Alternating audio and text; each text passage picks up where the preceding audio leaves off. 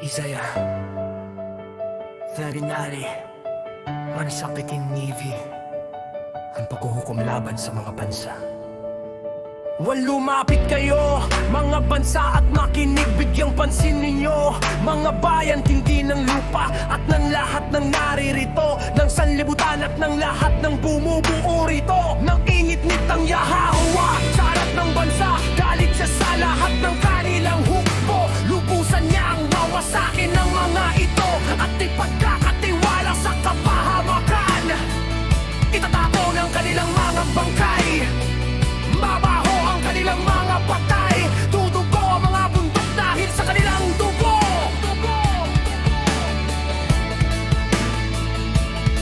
Kara matutunaw ang mga bituin sa langit at mabibilot na parang isang balumbon ng kalangitan. Mahuhulog ang buong natatanaw na bituin, kaya ng mga tuyong dahon mula sa puno ng ubas, kaya ng mga tuyong igos mula sa puno ng igos. Ainom na ng aking espada sa kalagitan ng kailangan nito. Tingnan ninyo, bababa ito upang humatol sa Edom, sa bansang lupos kong winasak. Ang espada ng Yahawa, alahaya ay puno ng dugo, tatak ito ng taba.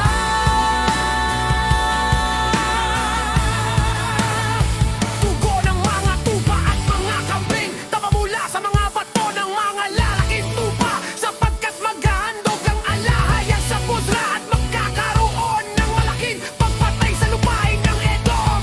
Babagsak kasama nila ang mga mailap na toro, ang mga kuyang toro at mga torong pangunahin. Dadanas ng pagbuhos ng dugo ang kanilang lupain at tatabaan ng kaban ang kanilang alabok. It's a pagkakayahawa ay may araw ng paghihigante, isang taon ng paggante, upang ipagtanggol ang karapatan ng Zion.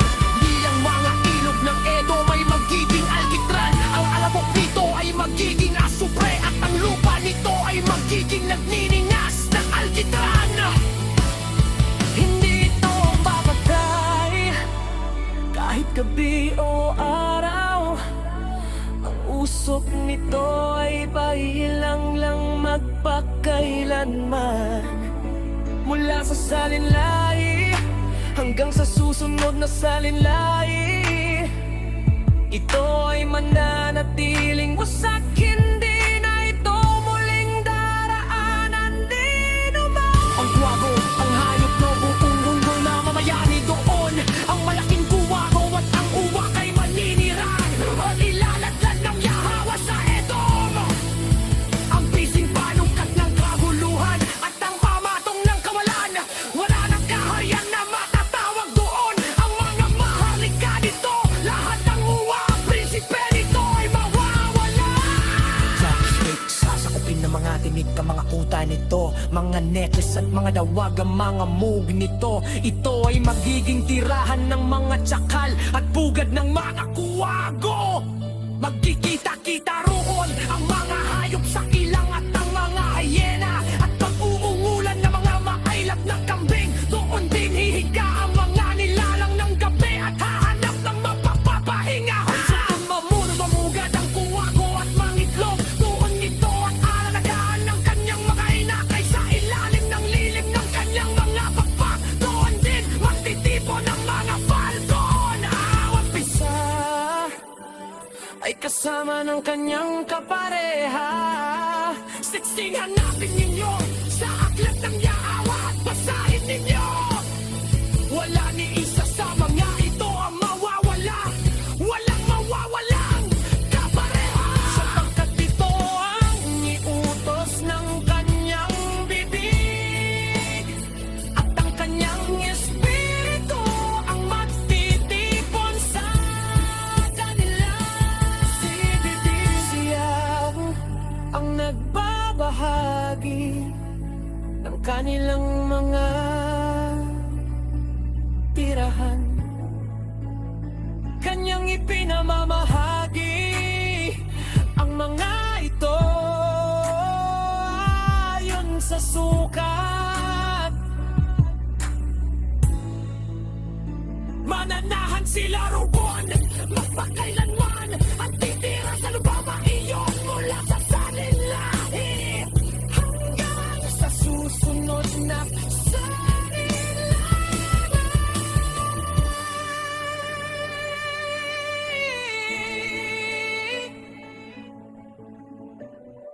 Maiksing paliwanag. Ang kabanatang ito ay isang masakting paghahayag ng pag-uunang nahawa. Ito ay nahahati sa dalawang pangunahing bahagi. Ang paanyaya ay para sa lahat ng bansa upang makinig ang galit ng yaawa ay hindi lamang sa isang bayan kundi sa lahat ng bansa mapagmalaki at mapalapit. Inilalarawan ito sa pamamaki ng isang napakalaking sakripisyo ng digmaan na umaabot pa sa kosmiko. Pagkagunaw ng mapitawid, paglilito ng langit na nagpapakita ng lubos at pangwakas na katangian ng hatol na ito. Espesipikong hatol sa ito. Ang pangkalahatang hatol ay tumititig sa isang tiyak na kaaway ng bayan at alahaya. Itong ang ito ay kumakatawan sa lahat ng away ng alahaya. Ang maganyang bayan sila ay laging kalaban ng Israel at simbolo ng pagmamataas at kalupitan ng hatol. Sa kanila ay ganaan ng bayan pagbabalik. Pinilalarawan ito bilang isang malaking sakripisyo. Kung lupain ay magiging parang Sodom at Gomora, papaligtarin ng sibilisasyon, magtatapuan ni ang lungsod ng mga kapinan. Ang mga tao ay papaligtad ng mga hanong pagligon sa ilawot. Sa Galviena inintanda ng lubos na pagkawasak at kalugmok ang pagtanggit na ang malahanap na ito ay magkakaroon ng kaparit at kung mga malaki noon nagpakailan yan ay nagpapaliwanag ko ang pagtawayo ng hipon. Sa teritor ay sangay bigla kawalada at higit ang muti at paruan ng yarawa ay darating sa nabanggan ng panalating bansa naman.